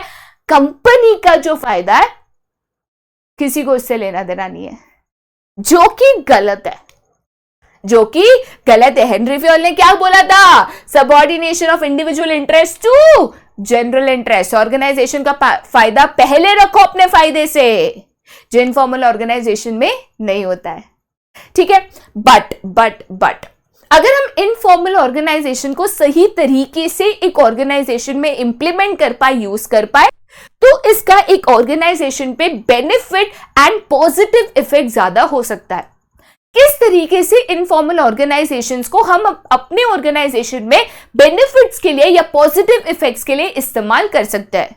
सबसे पहली चीज जो आप यहां पे कर सकते हो कि जो भी इनफॉर्मल ग्रुप है उनके नॉलेज को आप यहां पे इस्तेमाल कर सकते हो कंपनी के परफॉर्मेंस के इंप्रूवमेंट के लिए। यहां पे जो है आपको हमेशा करेक्ट फीडबैक मिलेगा, तो इनसे फीडबैक लेके जो एक्चुअल एरियाज ऑफ इंप्रूवमेंट है उसके ऊपर कंपनी फोकस करके अपने आप में अपने प्रोसीजर्स, प्लान्स एक्सेट्रा में इंप्रूवमेंट ला सकती है। सेकेंड, जब भी आपको लगता है कि मुझे कोई इंफॉर्मेशन को यहां पे बहुत ही फास्ट सब तक पहुंचानी है, इनफॉर्मल ऑर्गेनाइजेशन या कम्युनिकेशन का इस्तेमाल करिए, क्योंकि इससे इंफॉर्मेशन बहुत ही क्विकली पहुंचाई जा सकती है। थर्ड, यहां पे आप इनफॉर्मल ग्रुप्स के साथ कोऑपरेट करके उनका एडवांटेज भी ले सकते हो अपने ऑर्गेनाइजेशन के लिए। देखिए बेटा, इनफॉर्मल ग्रुप्स हमेशा खराब नहीं होते। आप अगर इनको मैनेज कर पा रहे हो, आप उनको सपोर्ट कर रहे हो, जब समय है तब let them talk, let them go out, party करने दो, लंच करने दो साथ में, कोई दिक्कत नहीं है। काम के टाइम काम पे फोकस कर रहे हैं, काम नहीं है तब इधर उधर की चीजें कर रहे हैं, कोई दिक्कत नहीं। इससे आप अपनी टीम के साथ बेटर बॉन्डिंग बना सकते हो। इससे आप उनको कभी कुछ एक्स्ट्रा काम करना है, कोई करेक्ट फीडबैक चाहिए, कोई उनकी मदद चाहिए, तो आप उनसे आसानी से कर सकते हो। टीम स्पिरिट भी एनकरेज होती है, वो मोटिवेट भी हो जाता है। ठीक है, तो देखिए बेटा, इनफॉर्मल ऑर्गेनाइजेशन तो बनेंगे बनेंगे, एग्जिस्ट करेंगे ही within the organisation. As a smart manager आपका काम होता है इन चीजों को मैनेज करना, कैसे इनको करेक्टली ऑर्गेनाइजेशन के बेनिफिट के लिए इस्तेमाल करें और प्रॉपर अप्रोप्रिएटली कंट्रोल करें, ये डिसाइड करना। ठीक है, अब हम last and one of the most important topic of the chapter पे जाते हैं, जो कि है डेलीगेशन एंड डिसेंट्रलाइजेशन। सबसे पहले अगर मैं डेलीगेशन की बात करूं, तो डेलीगेशन का मतलब होता है डाउनवर्ड ट्रांसफर ऑफ अथॉरिटी। जैसे अगर मान के चलिए ये आपका मैनेजर है, मैनेजर जो है अपनी अथॉरिटी यहां पे पास ऑन करता है टू असिस्टेंट मैनेजर।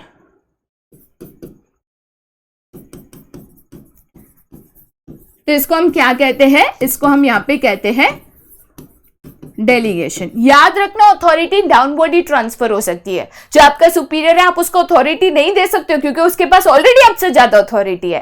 तो यहां पे जब भी डाउनवर्ड ट्रांसफर ऑफ अथॉरिटी होती है तो उसको हम डेलीगेशन कहते हैं।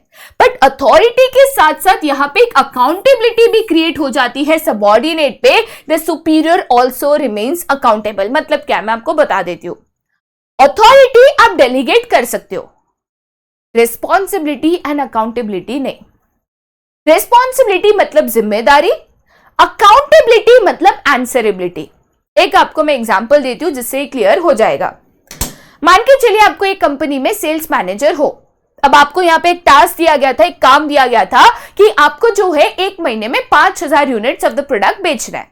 अब आप अपने काम में व्यस्त हो, आपके अंडर 5 सेल्समैन काम करते हैं। आपने 500 को कह दिया कि देखिए आपको जो है 1 महीने में 1000 यूनिट सेल करने हैं। ठीक है, अब सेल करने के लिए जो अथॉरिटी चाहिए वो भी आपने दे दी।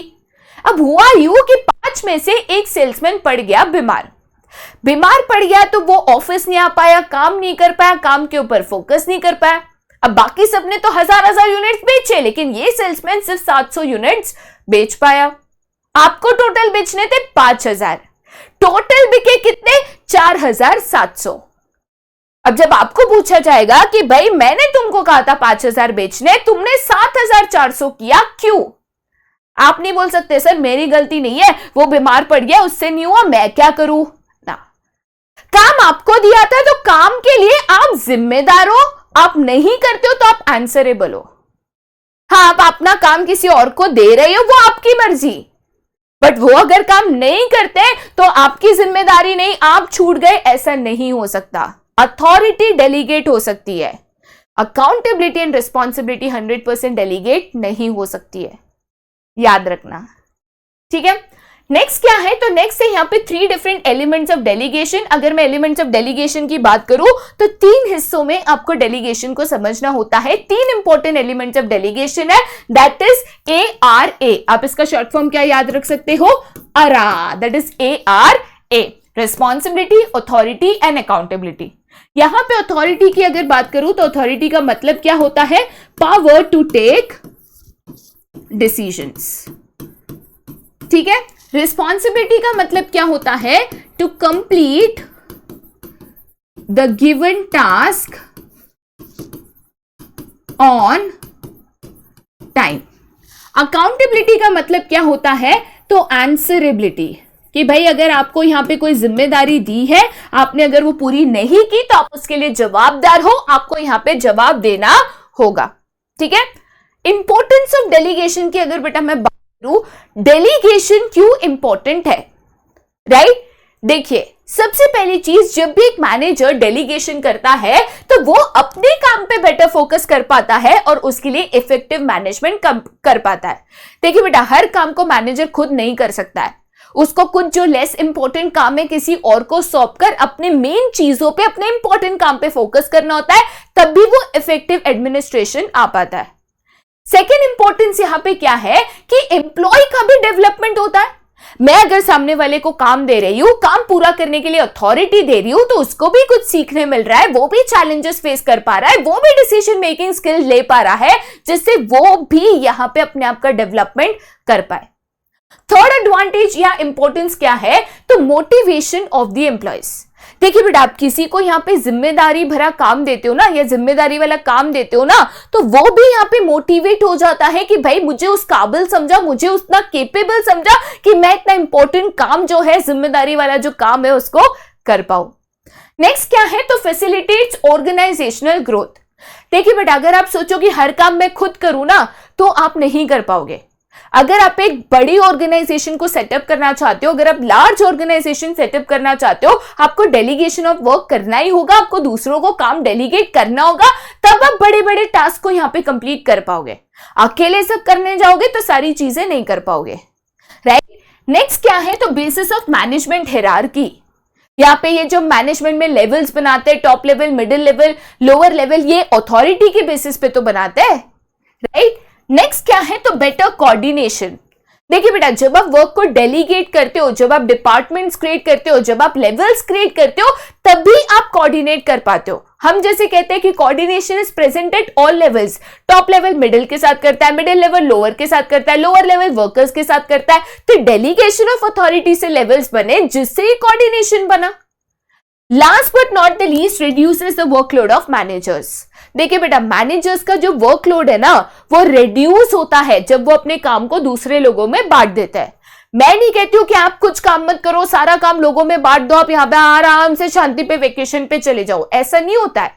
मैनेजर्स जो कम इंपॉर्टेंट काम है या जो आसान काम है, उसको डेलीगेट करके उनके ज्यादा इंपॉर्टेंट या ऐसा काम जिसके ऊपर ज्यादा फोकस की जरूरत है, उसके ऊपर यहां पे ध्यान देता है। इसके लिए मैनेजर्स का वर्कलोड रिड्यूस करना यहां पे जरूरी है, ठीक है। चलिए आगे जाते हैं टू द नेक्स्ट, जो कि है the concept of centralisation and decentralisation. सबसे पहले centralisation and decentralisation two different concepts है, जो चैप्टर नंबर 2 में भी मैं बता चुकी हूं। सेंट्रलाइजेशन का मतलब होता है concentration of power in the hands of few. जहां पे कुछ ही लोग होते हैं जो कंपनी के जुड़े सारे डिसीजन यहां पे लेते हैं। बट हेनरी फ्योन ने बहुत क्लियरली बता दिया था कि सेंट्रलाइजेशन छोटे ऑर्गेनाइजेशंस के लिए ठीक है, लार्ज ऑर्गेनाइजेशन में आपको डिसेंट्रलाइजेशन अपनाना है। आप सोचोगे कि सारे डिसीजंस मैं लूं, हर डिसीजन मैं लूं, ये पॉसिबल बड़े ऑर्गेनाइजेशंस में नहीं हो पाएगा, वरना उसे डिलेड डिसीजन मेकिंग होगा, डिसीजन समय पे नहीं ले पाओगे, बहुत ज्यादा केओस एंड कंफ्यूजन क्रिएट हो जाएगा। इसीलिए हम डिसेंट्रलाइजेशन पे फोकस करते हैं, जहां पे अथॉरिटी को सिस्टमैटिकली ऑर्गेनाइजेशन स्ट्रक्चर बनाते वक्त ही हम पहले से डिस्ट्रीब्यूट करते हैं। डेलीगेशन एंड डिसेंट्रलाइजेशन में ये बड़ा फर्क है। डेलीगेशन में मैनेजर अपने काम के मुताबिक उसके ऊपर कितना काम है, कितना वर्कलोड है, कितना वर्क प्रेशर है, वो डिसाइड करता है कि वो कितना काम डेलीगेट करेगा, कितना नहीं करेगा, कितनी अथॉरिटी देगा। वो एक मैनेजर की इंडिविजुअल चॉइस है समय समय के मुताबिक। डिसेंट्रलाइजेशन में जब एक ऑर्गेनाइजेशन स्ट्रक्चर डिजाइन होता है, तब भी हम अथॉरिटी डिस्ट्रीब्यूट करते हैं, और वो सिस्टमैटिक पहले से की जाती है। बाद में ऐसा नहीं कि अकाउंटेबिलिटी है कि भाई तूने क्यों नहीं किया, तूने क्यों नहीं किया, कोई पूछने नहीं आएगा। आपको पहले से एक पोजीशन दी गई है, पहले से आपको काम दिया गया है, करना आपकी जिम्मेदारी है, कोई बार बार आपको यहां पे पूछने नहीं आएगा। ये फर्क है, ये सिस्टमैटिक है, पहले से हो जाता है। डेलीगेशन में समय के मुताबिक मैनेजर के काम वर्कलोड के मुताबिक इंडिविजुअल मैनेजर डिसाइड करता है उसको कितना यहां पे अथॉरिटी डेलीगेट करना है, कितना नहीं करना है, राइट। इंपॉर्टेंस ऑफ डिसेंट्रलाइजेशन की अगर बात करूं तो सबसे पहला इंपॉर्टेंस कहता है कि initiative among subordinates decentralisation encourage करता है। जब सबऑर्डिनेट्स को पता होता है कि उनकी एक पोजीशन है, उनके पास एक अथॉरिटी है, तो वो इनिशिएटिव लेते हैं, सामने से आके सेल्फ मोटिवेशन के साथ यहाँ पे जिम्मेदारियां लेते हैं, काम को लेते हैं एंड सो ऑन।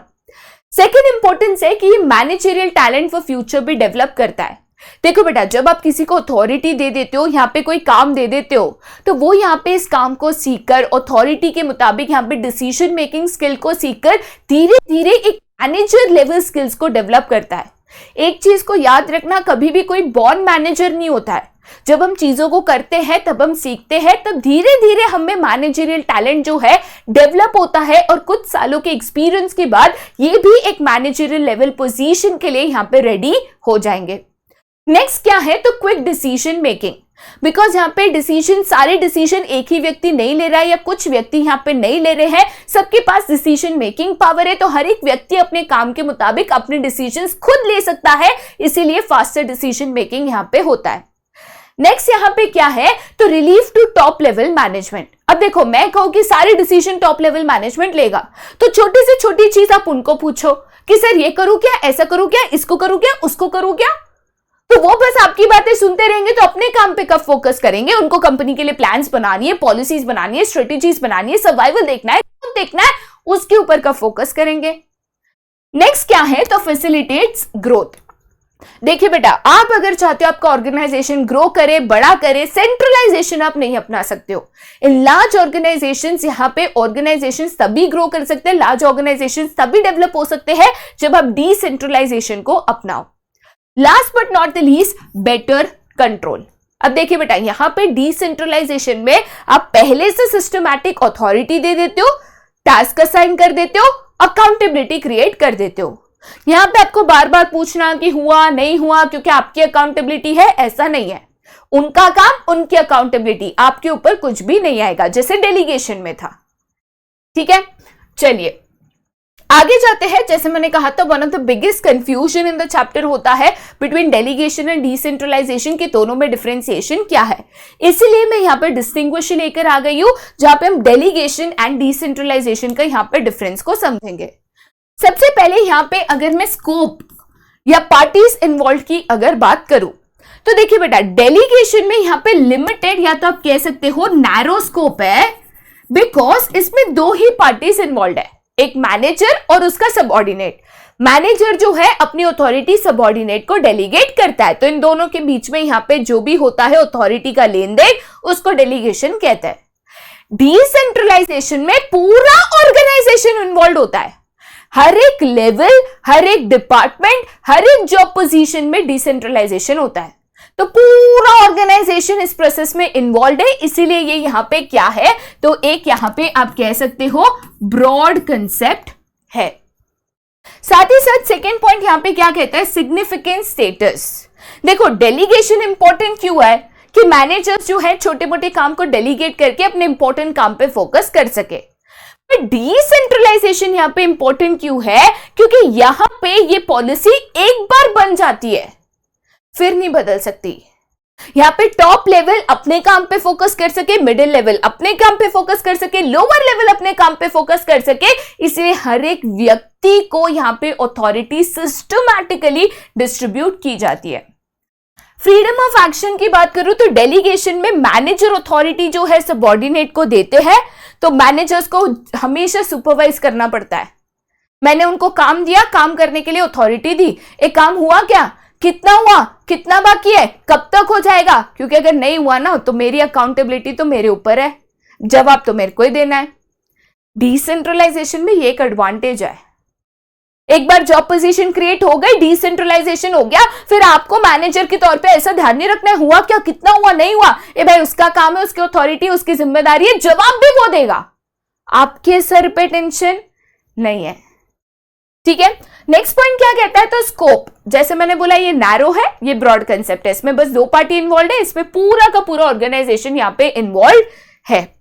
ठीक है, नेक्स्ट क्या है, तो रिस्पॉन्सिबिलिटी। अब डेलीगेशन तो मैनेजर के ऊपर है, उसको कितना नहीं करना है कितना करना है वो मैनेजर की रिस्पॉन्सिबिलिटी है। डिसेंट्रलाइजेशन बस टॉप लेवल मैनेजर के ऊपर डिपेंड करता है।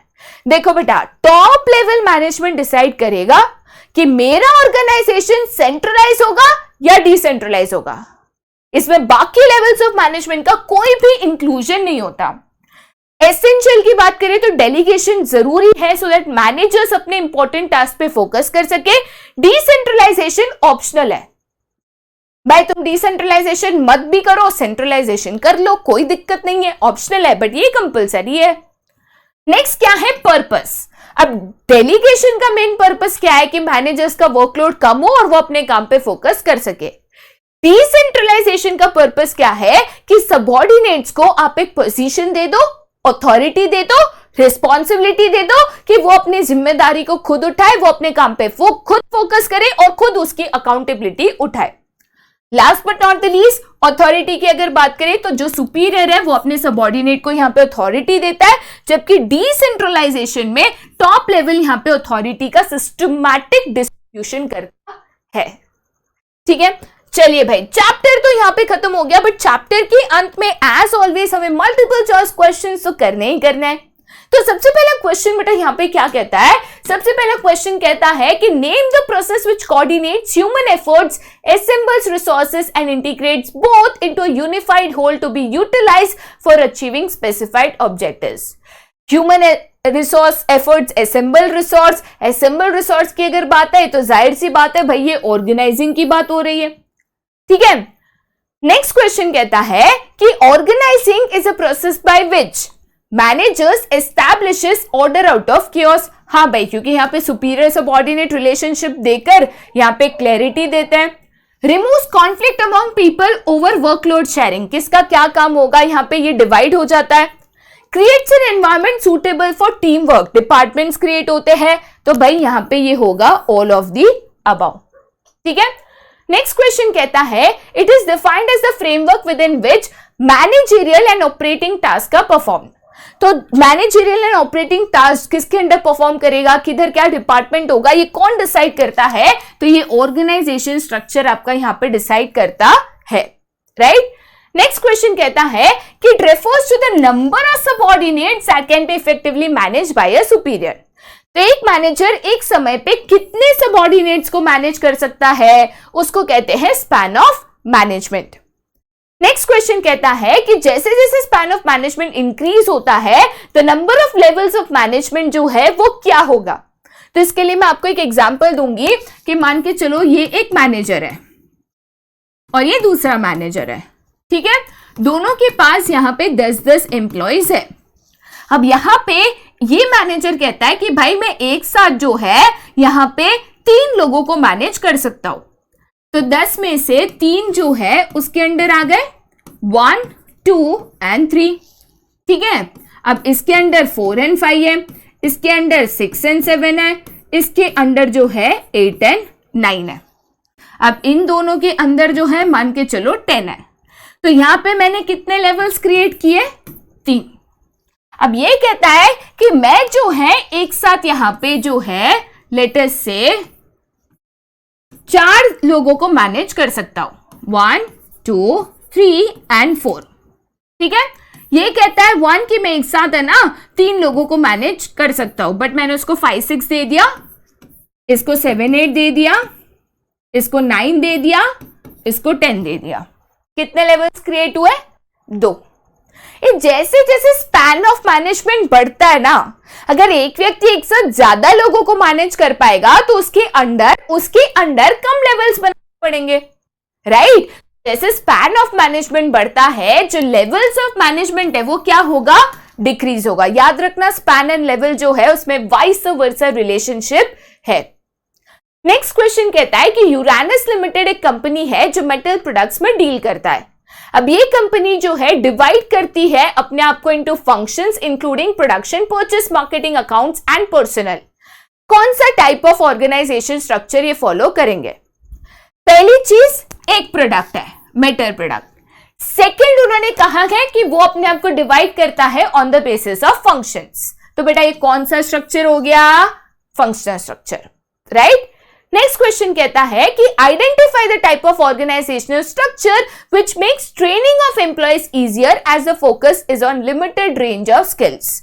भाई ये फंक्शनल स्ट्रक्चर है क्योंकि यहाँ पे हर एक एम्प्लॉय को उसके डिपार्टमेंट रिलेटेड ही चीजें सिखानी है, बाकी चीजें आपको यहाँ पे नहीं सिखानी है, राइट। Next है, under this type of organizational structure, manpower is grouped on the basis of different products manufactured. तो मैं यहाँ पे ग्रुपिंग कर रही हूँ या डिविजन कर रही हूँ on the basis of product. तो भाई ये जो है यहाँ पे इनमें से कौन सा है? इनमें से तो भाई ये कोई नहीं है। फंक्शनल ऑर्गेनाइजेशनल नेटवर्क ना, ये यहाँ पे डिविजनल होना चाहिए, right. So this is a divisional structure. जब भी मैं डिविजन्स बनाती हूँ या ये यहाँ पे ग्रुपिंग करती हूँ ऑन द बेसिस ऑफ तो कौन सा हो जाता है? डिविजनल स्ट्रक्चर यहाँ पे हो जाता है। Which of the following is not, ध्यान से देखो, is not a feature of formal organization? Relationship among various job position, हाँ भाई ये है। Standards of behavior of employees are evolved from group norms. It is deliberately designed, हाँ भाई top level design करता है। Less emphasis on interpersonal relationship, more emphasis on work होता है, interpersonal relationship पे नहीं। तो this is the right option। जब मैं इनफॉर्मल ऑर्गेनाइजेशन की बात करूं तो कौन यहाँ पे किसके साथ कैसा स्वभाव करेगा, वो उनकी दोस्ती ग्रुप रिलेशंस के ऊपर यहाँ पे डिपेंड करता है। तो इसीलिए स्टैंडर्ड्स ऑफ बिहेवियर जो है ग्रुप नॉर्म्स पे इवॉल्व होते हैं। Which of the following is not a demerit? Is not a demerit of formal organisation. इससे प्रोसीजरल डिलेज होता है, हाँ भाई होता है। स्प्रेडिंग ऑफ रूमर्स, नहीं भाई रूमर्स तो स्प्रेड किधर होता है? तो रूमर्स तो यहाँ पे स्प्रेड होते हैं इनफॉर्मल ऑर्गेनाइजेशन में, ठीक है। चलिए आगे चलते हैं to the next question. Which of the following is not a feature of informal organisation? Right, it originates from formal organisation. हाँ भाई, the standards of behaviour evolve from group norms. Yes, scalar chain of command is not followed. हाँ भाई बिल्कुल scalar chain नहीं, इसमें कोई flow of chain ही नहीं होता है, कोई भी किसी से बात कर सकता है, बट इसको टॉप मैनेजमेंट नहीं बनाता, ये ऑटोमेटिकली यहां पे क्रिएट हो जाता है। नेक्स्ट क्वेश्चन कहता है which of the following is not an element of delegation? तो अकाउंटेबिलिटी, अथॉरिटी, रिस्पॉन्सिबिलिटी, ARA, ये सारे एलिमेंट्स ऑफ डेलीगेशन है। डिसेंट्रलाइजेशन एलिमेंट ऑफ डेलीगेशन नहीं है। नेक्स्ट क्वेश्चन है the scope of authority dash as we go higher up in the management hierarchy. तो यहां पे मैं कहती हूं 3 लेवल्स है, टॉप, मिडिल एंड लोअर। तो यहां पे मैं अगर लोअर से मिडिल लेवल जाऊंगी, मिडिल से टॉप लेवल जाऊंगी, जैसे मैं अपवर्ड जाऊंगी तो मेरी अथॉरिटी क्या होते जाएगी? हर एक लेवल पे इंक्रीज होते जाएगी, राइट। लोअर से ज्यादा अथॉरिटी मिडिल के पास होगी, मिडिल से ज्यादा टॉप पे होगी, इसीलिए मैं मार्क क्या करूंगी? इंक्रीजेस मार्क करूंगी। नेक्स्ट क्वेश्चन कहता है it is the obligation of a subordinate to properly perform the assigned duty. दिए गए काम को सही तरीके से सही समय पे पूरा करना, इसको क्या कहते हैं? रिस्पॉन्सिबिलिटी कहते हैं। It helps the managers to ensure that the subordinate discharges the duty properly. दिया गया काम सामने वाला व्यक्ति सही से करे, तो ये कैसे होता है? अकाउंटेबिलिटी, क्योंकि उनको पता है कि मुझे जो काम दिया गया है अगर उसको मैंने सही तरीके से जिम्मेदारी से नहीं किया तो मुझे उसका जवाब यहां पे देना पड़ेगा। नेक्स्ट क्वेश्चन है which of the following is called an extended form of delegation? तो डेलीगेशन का बड़ा पप्पा कौन है?